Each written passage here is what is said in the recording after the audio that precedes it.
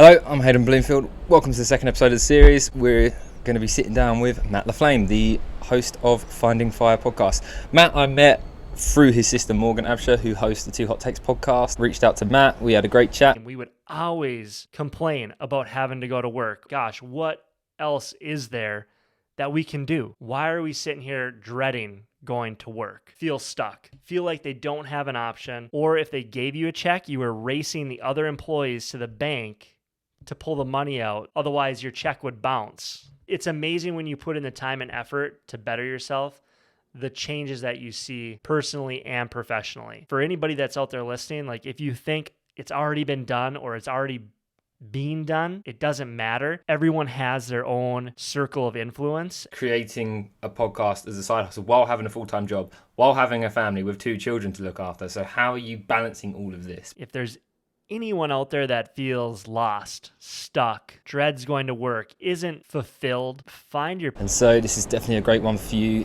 to listen to regarding as his podcast is finding your fire, finding really what gets you going, what motivates you in business. Matt, thank you for coming on Benevolent Business. Hayden, thank you for having me. I'm super excited. You are actually the first person to ever reach out to interview us. Oh, really? Myself. Yep, absolutely, yeah. Quite cool. That's quite cool. I'm glad to be your debut into being a guest on a podcast. Well, I suppose you've been on Morgan's podcast, but for the fact that you're the subject matter of the conversation. But also, I've got to point out, I love the alliterated Finding Fire title. It matches very well with Benevolent Business. Finding Fire and Benevolent Business, 2 great names, I think. Absolutely. I think they go together hand in hand. I was like, wow, we're working down the same alley here. Just opposite ends of the world. Yeah, literally. But I think, and as well, like with podcasting, that's one of the most incredible things. Like the whole reason we're having this conversation is all through podcasting. The fact that I have a podcast, you have a podcast, well, and then the introduction through Morgan mentioning you. Like I only discovered your podcast because Morgan mentioned your podcast. So the wonder of podcasting. Yeah, absolutely. It's amazing how everybody can just get connected through. Morgan is in LA. I'm in Duluth, Minnesota. You're over in England. It's amazing. So on the subject of podcast Finding Fire, can you just give us a quick snippet of exactly what is Finding Fire for anyone that's listening and doesn't know?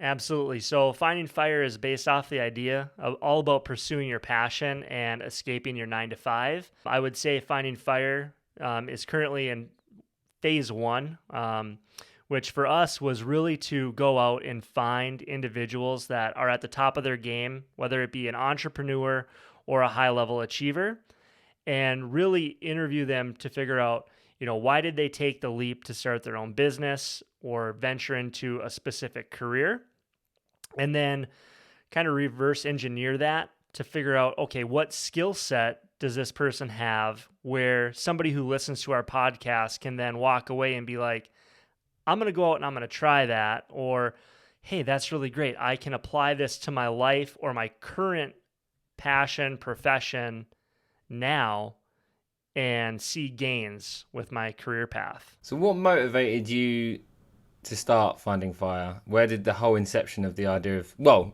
did you want to start a podcast or did you want to have these conversations and it was a podcast that gave you the platform? Sure. So it's a story. So I guess my background primarily right out of college is I got a degree in marketing and started a website company selling websites to financial advisors.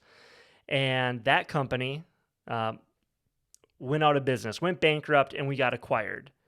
And then stayed with that company. We were retained.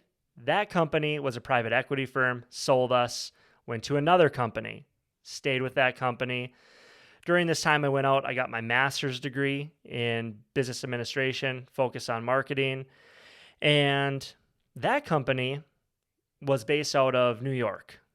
And they decided after 3-4 months that they were going to eliminate all the salespeople. So I got booted and ended up with a different company that was in the oil and gas industry. That company got acquired. The pipeline here in the Midwest got shut down and they let go half of the company. I was lower on the totem pole, got let go. So then I went and did outside staffing for an employment agency, going out recruiting people. And it was really my first outside sales job. I loved it. However, that owner had some family issues, ended up getting a divorce. The company was not going to be retained. So I ended up in IT sales. I walked away from that company right before it closed down here in Duluth, and I ended up selling IT. So managed services for companies, whether it be a mom and pop shop of 2 to 3 people, all the way to large scale companies of 300-400 people. And I hated IT. Not that I wasn't successful. There was a lot of good things that came from that company. I loved the people. The job, I didn't like IT. So how do you go out and try to sell something and then feel fulfilled at the end of the day? So my partner, Ryan, also had a job at the time where he wasn't being fulfilled either. And we would go out to drinks after work or get together on the weekends, and we had this common theme. We would always complain about having to go to work, or gosh, what else is there that we can do? Why are we sitting here dreading going to work? And I was like, we got to do something. And I don't know if you're familiar with Jenna Kutcher. She's a big-time podcaster, influencer out there. Used to have a friendship with her back in high school, and she was blowing up on my Facebook, and I was like, all right, I'm going to pay attention to what she's got going on. And she's like, I sold 6 figures with my Shopify, and then I dove into everything influencer related and came across Gary Vee. And Gary Vee had mentioned, if you're in marketing or any type of business and you want to get out there and experience different things, start a podcast. And I was like, this is it. So I would say, I was like, okay, I want to start a podcast. And I brought that idea to my partner, Ryan. And Ryan was like, great, we'll start a podcast. Who are you gonna pitch it to, Matt? You don't post on social media. I'm like, good point. Let's start. Let's figure out what we can. Let's start something that we want to talk about. And we both had a background and master's degree in marketing, and we're like, all right, let's reach out to other people within the business realm. And our core value, I would say, is we want to help people, other people that are maybe in their late 20s, 30s, that feel stuck, feel like they don't have an option. And we want to inspire them through other people's stories. We want to get them that education and ultimately motivate them to go out and at least start, right? Start thinking about what you want to do. Start pursuing something that you want to do.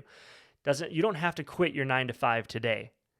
You can go out and you can start slow. We've had this podcast up and running now, coming up on 2 years, and we're taking our time with it. We're building it up as we go.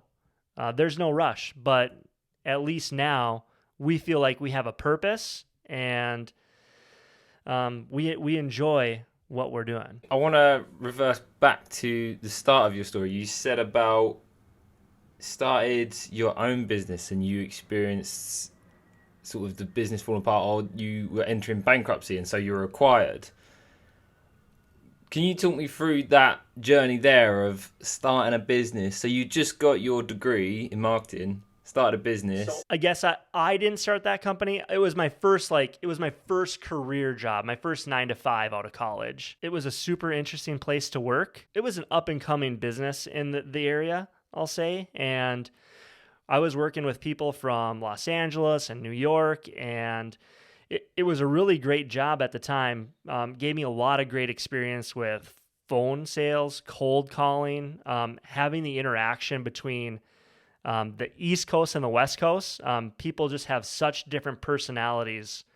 It really gave me the opportunity to hone my skills and learn how to match other people's energy, I'll say. But there was times with that company where they would management would come to you and be like, hey, Hayden, gosh, we're really tight on payroll. can you go a week without a check? Yeah, I guess I can do that. And then you'd wait a week, and then that next week your check wouldn't be there. Or if they gave you a check, you were racing the other employees to the bank to pull the money out. Otherwise, your check would bounce. They needed to be acquired, and they did, and it worked out for a period of time with the next company, but a private equity firm that bought that company, their job is to build it up and sell it. So it was a ride. It was a roller coaster. Yeah, that's got to put a lot of strain on you. Your first career move out of uni and you've joined a company that's gone bankrupt. That's not going to put you in the highest of motivations to go build a career. Exactly. So I needed something that was going to be a home and long term. And I did ultimately, while I was with that IT company, that's when we started this. I did find a position here in town selling elevators. One of my good friends from college was working at this elevator company, and he called me. He said, "Hey, I hear you don't like what you're doing." I'm like, "No, not really." He's like, "Come over and work for me. You're going to love it." And I was like, well, I got nothing to lose. So I moved on to elevator sales, and I do love it. I like selling elevators a lot. Oh, nice. That's wonderful. It's wonderful to know that you've got a position now where you're happy, and obviously got the podcast as the side hustle and hobby that's gives you extra motivation as well. So what have you learned in having the podcast now for a couple of years? What would you say have been the biggest lessons for you in having that podcast? I got 2 or 3 that I'll just mention. I would say just start. If there's anything that you can do, just start. We kicked the can down the road for a year and a half. We had our first post written up. We had content. We had all the things. We had the mics. We had the computer. We had everything you needed to get started. We just weren't comfortable at the time, or thought we weren't, to put ourselves out there. Everything had to be perfect. We wanted an intro song. We wanted better graphics, better recording equipment. I mean, we delayed for over a year. So rather than 2 years, like at year 3, where would I be at today? So I hear that a lot with the entrepreneurs that I interview. It's just start. And honestly, once we kicked that first post out announcing that we were starting this, it was a big weight off of our shoulders. And it was like, okay, now it's go time. Because once you start, the momentum, it just starts rolling. That's probably the biggest thing. And then for me personally, starting this podcast, it gave me purpose. It gave me something to drive for, where while I was sitting and complaining about work, that wasn't getting me anywhere. Having found this and something that I am passionate about, really a lot of personal growth happens when you are trying to become a better version of yourself. There's no more complaining, a lot less excuse making, not blaming work anymore. It's amazing when you put in the time and effort to better yourself, the changes that you see personally and professionally. I just am in such a better mental state today than I was 2 to 3 years ago. Was you the first person you knew starting a podcast? So did you know other people that had created their own podcast, or? I didn't know anybody, I guess. I knew Jenna Kutcher, and she had started this podcast and was a really big deal. We had kind of lost touch at this point. But in my social circle or anyone that I knew, I didn't know anybody to go out to and be like, hey, what are you using? How do you do this? How do you do that? I basically just went out. I'm like, hey, we're doing this. And once we decided, I went out, I bought all the equipment that I needed. Since I've started, Morgan, who you interviewed at Two Hot Takes, she started up her podcast. And thankfully, her boyfriend is a music producer. And he's like, hey, you need to switch out these mics. You need a different mixer. So we've gradually gotten better as we've gone along. I'd love to come on to the topic of that. The fact that, podcasting now is running in the family, and So Morgan started her podcast a year, because when she mentioned it when I interviewed her, I said like she started a year after you or something. Yep. Was Morgan coming to you for like advice and tips and stuff, or was that not part of the conversation? Yeah, I started and she kind of asked me about it nonchalantly, like, oh, hey, what are you doing? Um, there wasn't a really deep conversation about podcasting. She just wanted to know, hey, how easy is it? I'm like, super easy. Go spend the $500 that you need to go out and do it, and here you go. Like you'll be started. Just start. And Morgan told me kind of what she was doing. She's like, I'm gonna read Reddit stories and give our take on it. I was like, that I don't know how that can be successful, Morgan. Like apparently entertainment is a lot a lot of people like entertainment. I'll tell you that. Morgan kind of blew up over, gosh, within her first 3 months, she had surpassed my follower count, and she has taken ownership of that, and she works her tail off, and it's amazing to see what she's done in just a year. Yeah, it's been incredible. So on that, as the brother that started his podcast first, how has that felt? Because knowing myself, I would, as much as I would be like clapping and celebrating and cheering on my sister with the podcast, the fact that I'd started a podcast first, especially one about business, and then seen an entertainment podcast become a business in itself and become very successful, there'd be a lot of frustration, I guess, and envy, and a lot of frustration. Sure. I do joke about it from time to time, and gosh, I'm the loser of the family now. Like, just nonchalant joking about it. Honestly, I'm super proud of Morgan. I don't have a lot of envy. I think that I knew with starting an educational podcast and starting this from more of a local aspect and finding local entrepreneurs, um, I knew that it would be a slower growth trend, and I'm okay with that. Me and Morgan are in two very different places in our lives. So I have a 9 to 5. I make 6 figures right now. So to walk away from that is a lot more difficult. When Morgan started, I think COVID was right there, just starting in February. And no, I'm going to take that back. She graduated when COVID had started, and she couldn't find a job for those first 6 to 8 months. And she's like, I'm going to start this. So that kind of separated us. And then I have 2 kids. Morgan doesn't. I have a wife. Morgan just has a boyfriend. So there's different commitments that slow myself down, and my partner, same situation as me. It slows us down a little bit, where Morgan can commit to 40 hours of editing a week or 60 hours, however much work she has to put in.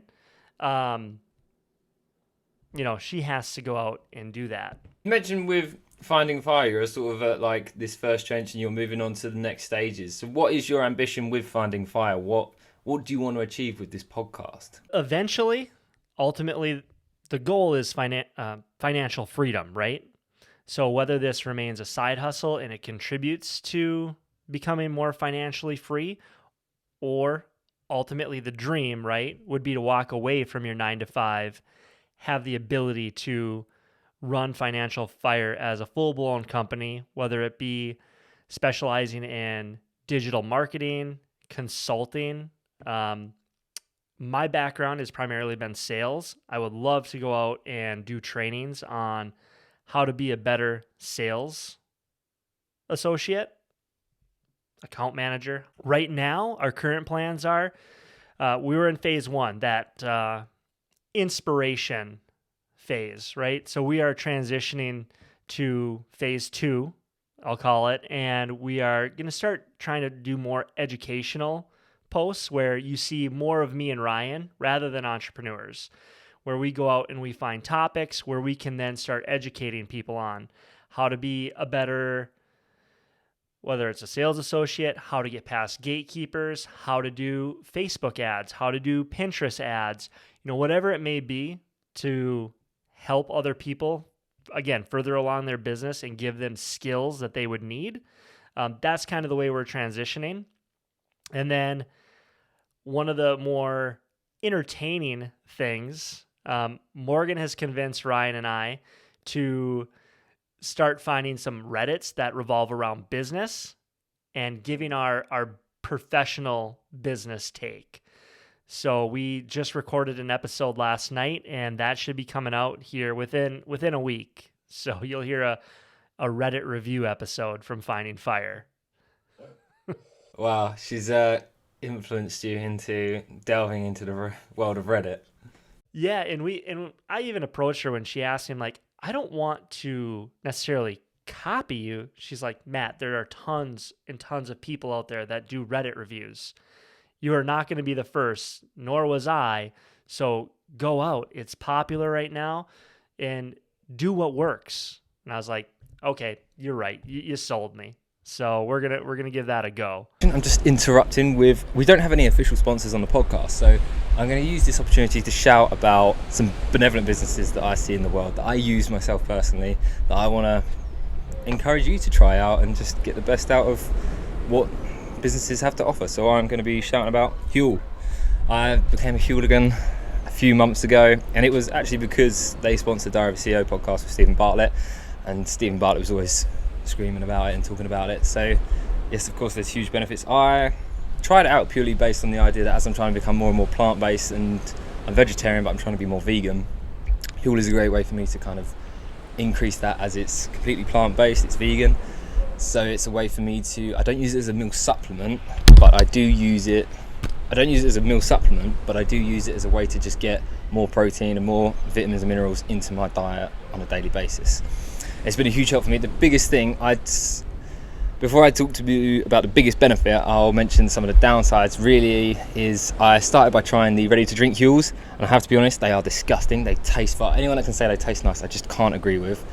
Don't understand how you can enjoy the taste of it. Something must be wrong with your taste buds. But I kept trying, and in the end, I bought the bags where you mix it yourself. I got the black edition with the extra protein.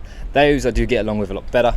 But do be prepared with that. It is something that the taste isn't there, but the health benefits are definitely there when you actually go through the ingredients and what it's full of. It is incredible what they can fit into one drink, being 400 calories, despite the fact it's 40 grams of protein. It's got 26 vitamins and minerals in it. And the biggest benefit I've seen is my hobby skateboarding. Straight away I found if I drank a Huel, I was suffering a lot with like fatigue, so I would go skate, come home, and the next day like my thighs would be aching, legs are aching all over just from like wearing myself out.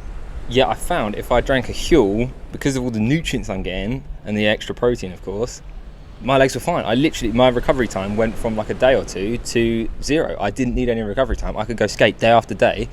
And in fact, I'm in Jamaica right now on a 6-week trip volunteering. I've had brought Huel with me, which again helps out massively. It's just a way for me to boost the nutrients I'm getting on a day-to-day basis. And I literally have run out the last few days, and I've noticed my legs are aching where I'm trying to skate, but because I'm not getting my Huel each day, I'm aching. So I can't wait to get home, get a fresh batch. So check it out for yourself. Let me know what you think, if you like it, if you don't. And of course, the other thing I will mention is I did talk about the taste and not liking it so much. However, you can mix it up, create all kinds of different shakes and whatnot. People have done some incredible things, so check them out on Instagram. You'll get all kinds of inspiration there. Back to the podcast. Yeah, to be fair, even like you say about that and copying the whole thing, like even my girlfriend, who is conveniently named Morgan, we've done so much stuff like within our own relationship, of so much communication, talking around things that I do to annoy her and how I can stop doing that. Yeah. Where we've just done so much work on our relationship and really trying to understand how to communicate to each other well, where we want to go in life, those kinds of drivers and ambitions. It's got to the point now where she's just an incredibly wise and intelligent woman that is, like, when I had so many struggles in my own company, someone who had the answers was often my girlfriend Morgan. Much to my frustration at times, when she just had so many ideas and how I could work around and how to word things to come across more empathetic and compassionate. So she's incredible, but it was frustrating at times. But like, we've had the conversation of doing some sort of podcast ourselves on relationship things, and just even then I'm like, we could just go onto Reddit, find all these stories, give our takes on it, and there's the podcast. The material's there. It is like a genius business model for a podcast. The idea of like all the content's there, the ideas are there. You've just got to, as long as you can convey it in an entertaining way and give some interesting feedback on it. Maybe something a bit polarizing here and there to really sparkle up some fire in your audience, then you're good. Yeah, it is very odd that you just brought that entire conversation up between you and your girlfriend. I will say one of the most frustrating things for me is when Ryan and I are here doing work, and my wife will be over there sitting on the couch, and she'll be like, "Oh, hey, you should word this differently," or you. I'm like, it is frustrating. And then to another point of yours that you said, Morgan has also convinced my wife that we should start a relationship parenting life Reddit podcast. So, Married in the Midwest Reddit Takes. It's a working title, but we are working on recording that here over the next couple weeks. So yeah, crazy. And I will say, for anybody that's out there listening, like if you think it's already been done or it's already being done, it doesn't matter. Everyone has their own circle of influence and reach.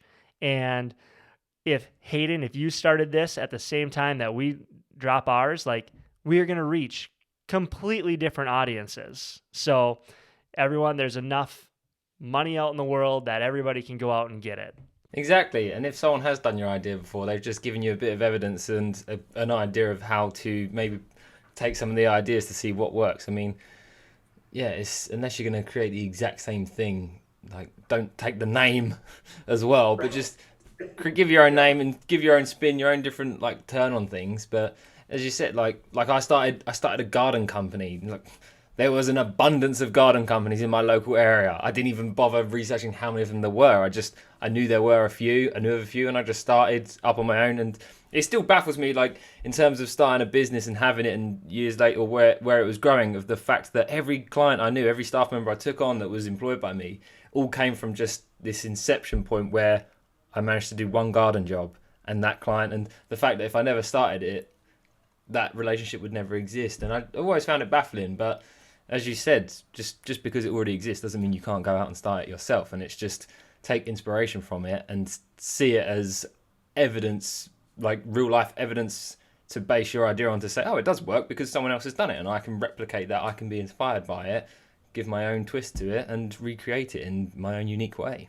Exactly. Yep. You've mentioned obviously the differences there in terms of your structure when you said to Morgan being able to give this time. So one thing I'm really curious about is how do you manage your time creating a podcast as a side hustle while having a full-time job, while having a family with 2 children to look after? So how are you balancing all of this between you and Ryan? Yeah, there's really not a lot of balance. Fair enough. Oh, okay. No. Here's what I'll tell you. Ryan and I both had the agreement when we have started this, and it was, our families are very important to us. We don't want to take away a ton of time from that. So that means that, our kids go to bed around 7:30, 8 p.m. So guess what? We're either meeting around 8:30 or 9 p.m. and we're going to work until 11, 12, 1 o'clock, 2 o'clock at times. So really whatever it takes is the commitment that we've made to each other that we're going to do that. It might mean that you're going to be really tired on a Monday morning when you have to go to work, but that's a sacrifice that we're willing to make now. So hopefully it'll pay off down the road. I have to get the kids off to daycare by 8 a.m. I'm at work usually by that time, and I work till 5, come home, do dinner, do whatever housework has to happen, and hang out with the kids, spend time with my wife. But right now we are on a typically anywhere from 2 to 3 days a week we've dedicated to meet. And those are our days that, Amy, my wife, and Liz, Ryan's wife, they know that, hey, we're not going to be doing anything on these days because at 9 o'clock, either I'm leaving the house or Ryan's leaving the house. And we meet at each other's house. So It just works out for us. But yeah, it takes a lot, and there are days where you're like, I do not want to go to Ryan's house. It's already 9, and we do make exceptions from time to time. We'll say, hey, what do you think about switching this to tomorrow?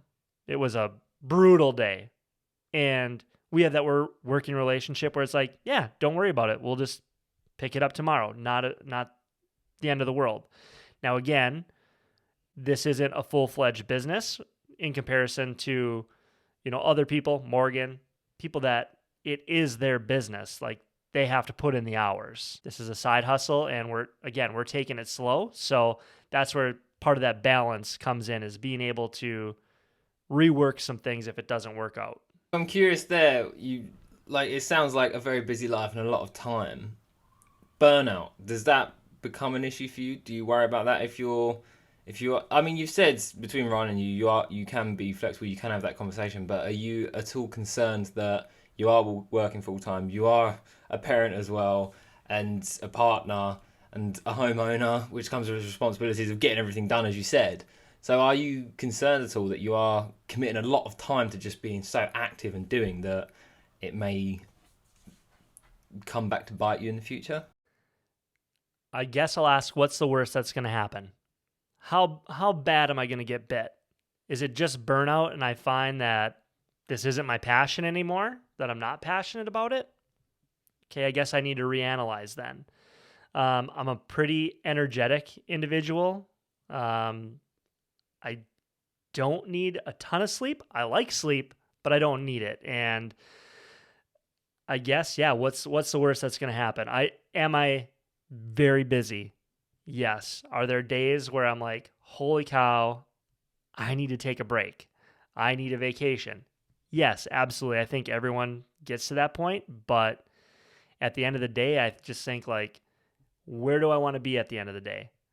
Those are the goals that I'm trying to shoot for. And being tired, crack a Red Bull, have a cup of coffee. I don't care if it's 8 o'clock at night. Like, pour yourself a cup of coffee. I did that 2 nights ago when Ryan was here.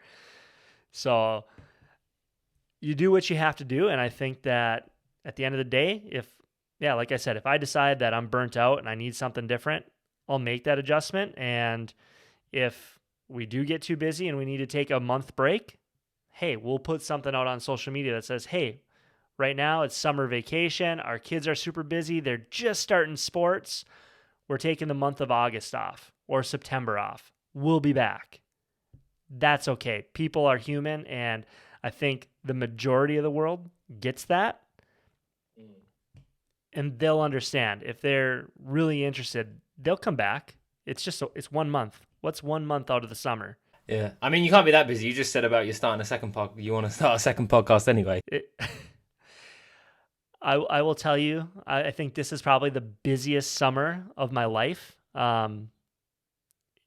I will say I have felt a little bit of like, holy cow, I'm super busy. Am I going to be able to maintain this? So far, yes. I just bought 15 acres of property that we've been working on the weekends.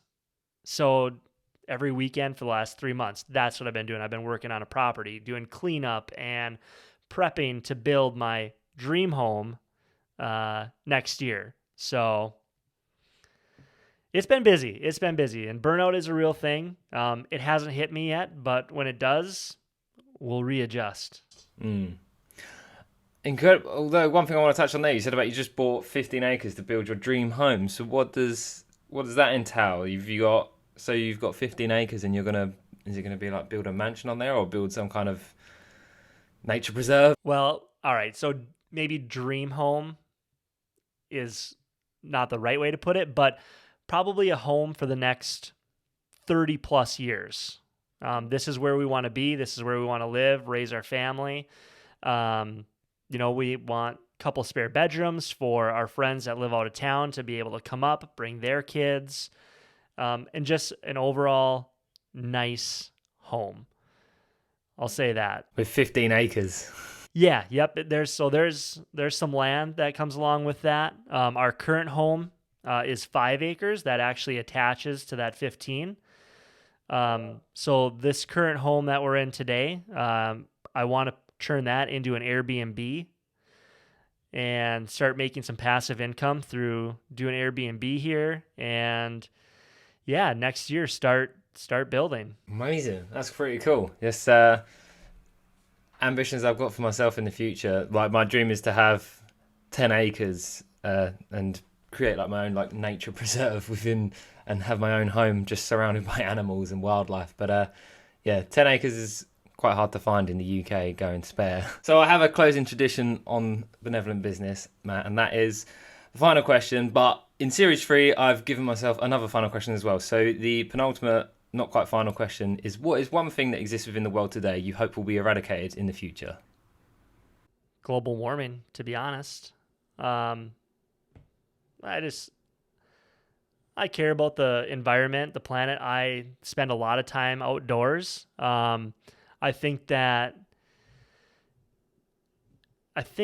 most people today should be able to admit that the earth is warming. And to be honest, are we 100% to blame for that?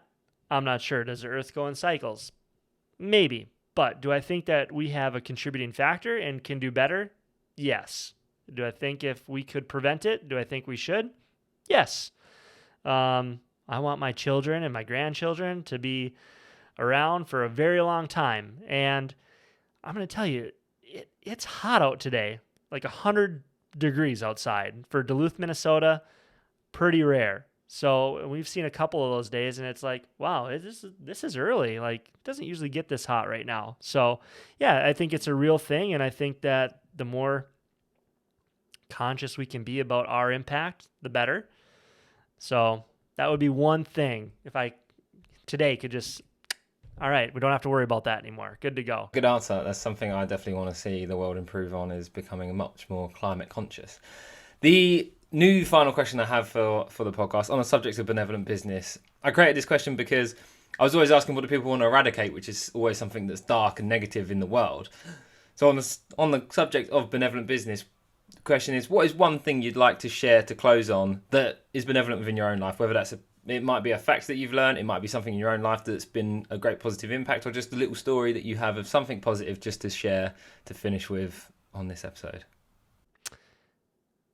Well, here's how I'll answer it. I think that if there's anyone out there that feels lost, stuck, dreads going to work, isn't fulfilled, find your passion, find what you love to do, embrace yourself in it, go out and figure out how you can make that your purpose and pursue it and give your life meaning. When you are just floating along, I find that you can be really detrimental to yourself and negative and bring yourself down, whether it be through self-talk or always playing the victim card. I think that when you find something you love and you find something that you're willing to put effort into, it changes you. And I mentioned that earlier on the podcast. There's a lot of personal growth that goes into pursuing your passion and trying to better yourself. And your whole outlook on life will change. I promise. There's been so much personal growth for me personally over the last 2 to 3 years. It's incredible. So I'll say one of the things that I used to do is I used to make a lot of excuses. Oh, there's not enough time in the day. You can find the time. And if you're making the excuse, it's bullshit. You just have to, if you want it bad enough, you'll make it happen. I can agree to that. I think there's always something you can do. And even in circumstances, I've seen examples of people that I know of where there's just isn't, it feels like there is no time. There feels like there is no opportunities, but I've seen real life examples of people where they have created opportunities, and even the worst case scenarios you can imagine, even when they are stretched to the limit of their resources, their time, their commitments, there's always a way. If there's a will, there's a way. Exactly. Perfect. And yeah, so go find your inspiration and go find your fire. Exactly. Find your fire. So on that closing, Matt, where can we listen to Finding Fire? Let the people know. Yeah, it's on Apple, Spotify, anywhere that you can listen to podcasts. We're posting it everywhere. The Finding Fire podcast with a blue flame. You can follow us on Instagram, Facebook, Twitter even. We're out there. We do have a TikTok account. One of our big pushes this next month is video. And I'll be honest, if I could notch one failure on my belt personally in this partnership that me and Ryan have, is I have slacked on video. I have bought all of the editing tools. I have it all. I can do it. Part of being busy is I've pushed that to the back burner, and full knowing that video today is where it's at. And TikTok, you wanna blow up and get some followers, you get on TikTok. So we did start a TikTok account. There's about 3 TikToks out there and more to come. Knowing Morgan, surely she must have been pestering you to get on TikTok and be posting. Yes. Okay, perfect. Well, thank you so much, Matt. I really appreciate you giving me your time, and it's been wonderful. Hayden, this has been awesome. Thank you.